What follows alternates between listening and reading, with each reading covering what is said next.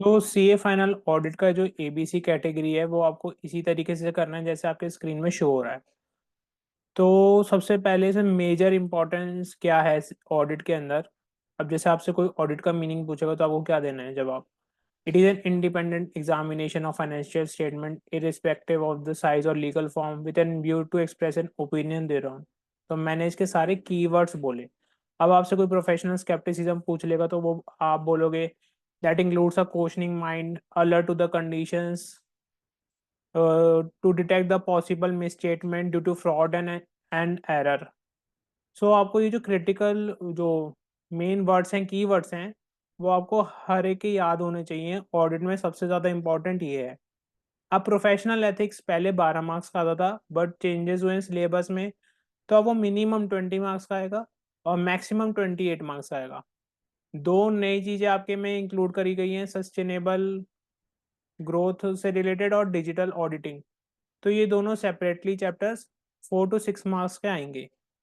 अब audit of bank, audit of NBFC, audit of PSU और due diligence और forensic accounting, ये चारों कर रहे हैं आपको।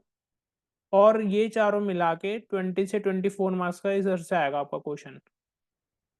अब अगर ऑडिट ऑफ पीएसयू में देख लें तो आपको प्रोप्राइटरी ऑडिट, परफॉर्मेंस ऑडिट और कॉम्प्रिहेंसिव ऑडिट पे ज़्यादा फोकस करना है। अगर आपके पास क्वेश्चन बैंक है तो बहुत ही बढ़िया, वहीं से कवर कर लेना। फॉरेंसिक अकाउंटिंग में आपको बेसिक कवर तो सारा ही करना है, लेकिन जो मुझे मेजर क्वेश्चंस लग रहे हैं, एक तो डिफरेंस बिटवीन आ सकता है stat audit of foreign foreign accounting और फॉरेंसिक अकाउंटिंग और इन्वेस्टिगेशन रिपोर्ट। इसके बारे में थोड़ा ज़्यादा से फोकस करके पढ़ना। अब जो आपका नेक्स्ट 50 to 60 मार्क्स का सिलेबस बचा, जो भी वो आपका आएगा एसएई, एसआरई, एसआरएस और स्टैंडर्ड्स ऑफ ऑडिटिंग के ऊपर आएगा। उसमें से 50 to 60 मार्क्स की वेटेज यहाँ से आएगी। अब पहले प्रायोरिटी पे आपको क्या करना है, जो आपके स्क्रीन में शो हो रहा है, ऐसे 800, 805, 810, एसआरएस 4400, 4410 और एसआरई 2400, 2410 और एसएई 3400, 3402 और 3420। फर्स्ट प्रायोरिटी पे तो पहले ये सारे करने हैं जो आपको स्क्रीन में आ रहे हैं। उसके बाद ये एसेस करने हैं 700, 705, 710, 720। एसक्यूसी विथ 220 इसका कभी कभी मैंडेटरी क्वेश्चन में आ जाता है डिस्क्रिप्टिव पार्ट में, तो इन्हें कंबाइन नहीं करना। 600, 620, 540, 550, 560, 570, 402, 299, 315, 330, 240, 250। अब आपको लग रहा होगा यार बहुत सारे एसेस पकड़ा दिए। आप वेटेज देखो ऊपर कितना है, 50 to 60 मार्क्स का वेटेज है इन एसेज, एसआरई, एसआरएस इन सब के मिला के। अब जो मैंने आपको ऊपर शो करा है ना, जो ऐसे इसके जो ऊपर वाला पार्ट है, उसमें अगर आप देखो, अगर मिनिमम भी कैलकुलेट करें सबका, तो मिनिमम आप ये मान लो 50 मार्क्स बन रहे हैं वहां से। जहां प्रोफेशनल एथिक्स में आपके पहले 12 मार्क्स का आता था, वही सिलेबस अब आपका 20 मार्क्स का मिनिमम, मैक्सिमम 28 मार्क्स का आ रहा है और कम मेहनत में ज़्यादा मार्क्स मिल रहे हैं।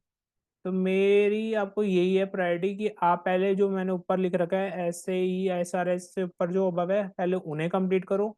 उसके बाद आपको इनमें भी फोकस ज़रूर करना है क्योंकि ये बहुत मेजर पार्ट कवर कर रहे हैं। अब इसका कैटेगरी ए बी सी में बना दो और फिर बच्चे को कह दे कि सी का पार्ट तो छोड़ देना है, ऐसा पॉसिबल नहीं है ऑडिट के पेपर में। अब आपको मेन कहाँ फोकस करना है, कीवर्ड्स में फोकस करना है, क्योंकि जो एग्जामिनर है वो आपके कीवर्ड्स पे ही ध्यान देगा, वो ही चेक करेगा। और जो ये जो पूरा सिलेबस है पहले से बहुत मिनिमाइज भी है, बहुत सारी बेकार चीज़ें कट भी हुई हैं इसमें से। तो आपको आराम से हो जाएगा ऑडिट का पेपर। सो अब आपके साथ एएफएम की स्ट्रेटेजी भी बहुत ही जल्दी शेयर होगी यूट्यूब पर ही। तो उसके लिए आपको चैनल को लाइक करना है, सब्सक्राइब करना है, जिससे कि सभी स्टूडेंट्स के पास करेक्ट इन्फॉर्मेशन टाइमली मैनर पे पहुंच जाए। All the best for your preparations. Bye.